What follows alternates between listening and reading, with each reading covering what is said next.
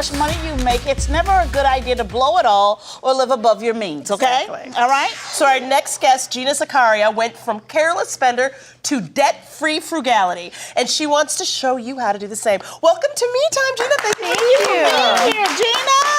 It's great being here. Oh. Now, Gina, you created the blog, The Frugal Convert. Yeah. How did that come about?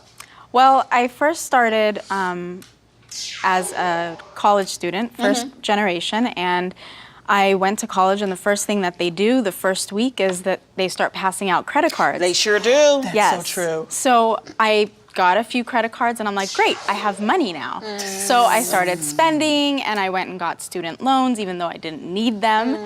And I ended up with $15,000 worth of debt before I was 21. Wow. And then when I got married, my husband, who is a natural budgeter, said, no, we need to pay this off, and we need to change this.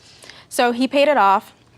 Everything was great, and then I just kept spending the way that I normally spend. It worked. Right. So it was paid off, and but my habits never changed.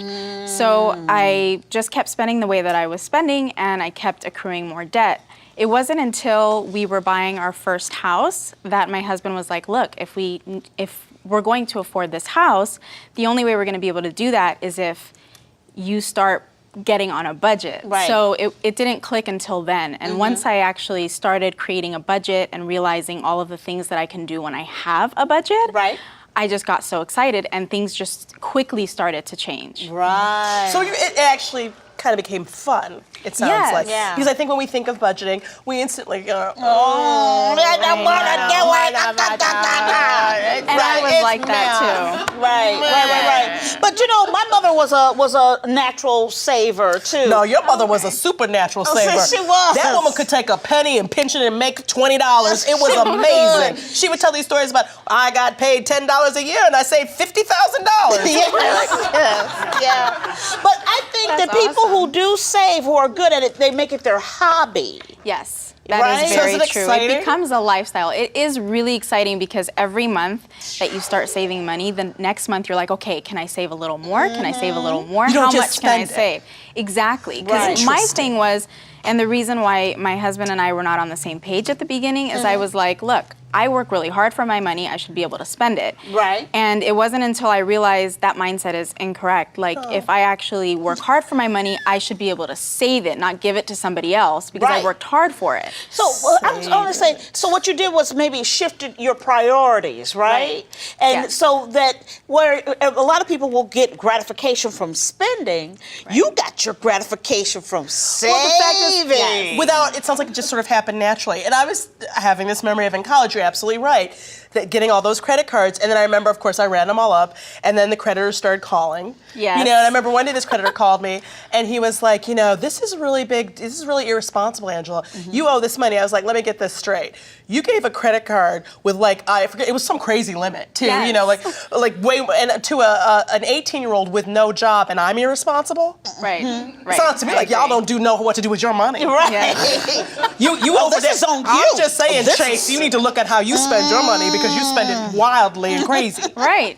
The great thing about frugal living is that you can just take little baby steps. You don't have to just give up everything all at once. So I don't have to just like wear burlap Exactly. and walk around with a Right? bell. Who wants to do that? Right. Yeah, Just exactly. like read street signs for entertainment. Yes. No, actually, what I did at first, the first thing that I did, You just pictured it.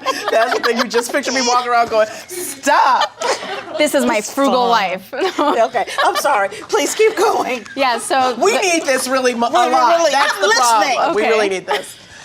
So the first thing that I did was I worked with the groceries because that's the one variable where it's like you always can justify that you're going to spend a little bit more. Well, I'm eating in, so I should be able to buy more Right. groceries. And I should be able to buy that fine bottle of wine because Right? I'm not at the the bar restaurant. buying it for Exactly. $20 a Yeah, glass. and if you get Right. prosciutto, then you need a really nice cheese. Yes, Yes. and some elemental honey. That's how Right, but if you actually use cash instead of your credit card, then when it's gone, it's gone. So you're literally just bringing what you have, and you're gonna be embarrassed to be that person that's at the cashier and having to like, you know what, let's return that one because I don't have enough. So you're gonna actually be mindful when you're putting things in your cart. You know what? And that's something I do. Like, I'm not a gambler.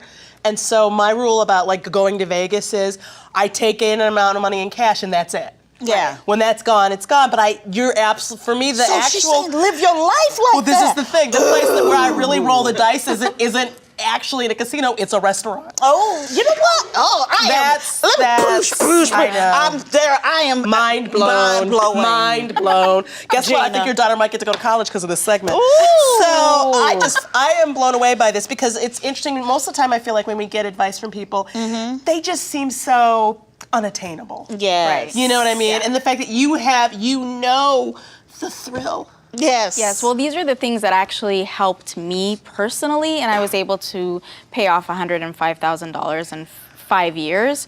The little tiny changes that made the difference. Because for me, I don't want to have to stick to something that's so rigid that I Right. can't live my life. I want to be able to live my life, enjoy it, and still save money on the side. So the groceries are the #1 place where you can save money. Also, just eating less meat. So I'm not gonna say a meatless Monday, but you could just cut your meat by 1/3 of what you would normally put and be make a healthier. casserole. Healthier too, Or yeah. like stretch it out with rice or with different vegetables and cut your meat that way. And not you're buy gonna prepared save money. foods. Yes. Yeah. And you're not even Which I'm going guilty of a to lot. think of the difference. Like you're going to be eating your meal. It's still going to be well-rounded, but you're not going to even notice that you don't have meat on your plate because it's still there. It's just a smaller portion. Yeah. Wow. Wow. Well, thank you so so much for much, joining us Gina. today, Gina. Oh, that Thank was you for having me. fantastic, girl. My mind is blown.